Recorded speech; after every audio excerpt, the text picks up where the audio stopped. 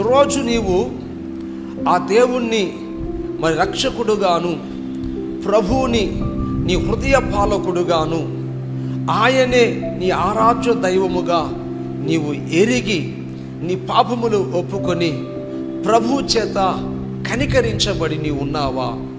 ఒకవేళ నీవు ఆ రీతిగా పశ్చాత్తాపపు కన్నీళ్లు కార్చి ప్రభు దగ్గర నీవు కృప పొందుకున్నట్లయితే నిజముగా నీవు ఆయనను వెంబడించే గుంపులో ఉన్నావు. నిజముగా నీవు ఆయన స్వరమును వినే గుంపులో ఉన్నావు. నిజముగా నీవు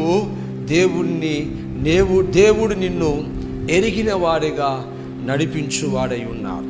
ఈరోజు అనేక మందిని మనం గమనిస్తే వారి వేటినో ఎరుగుతూ ఉన్నారు, వేటి స్వరాలు వింటూ ఉన్నారు.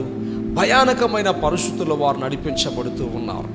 నా ప్రియమైన దేవుని జనమా, ప్రభువు పిలుస్తూ ఉన్నాడు, నా యొద్దకు రండని.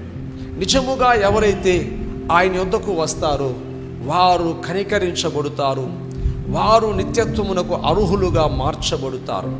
కనుక ఇక్కడ వాక్యములో మనం చూస్తే ఆ దేవునిని ఎరుగుట అనేటువంటి విషయంలో ఈ యోహాను సువార్త 10:27 ప్రభు అంటున్నాడు, నా గొర్రెలు నా స్వరము వినును, నేను వాటిని ఎరుగుదును, అవి నన్ను వెంబడించును అంటూ ఉన్నాడు.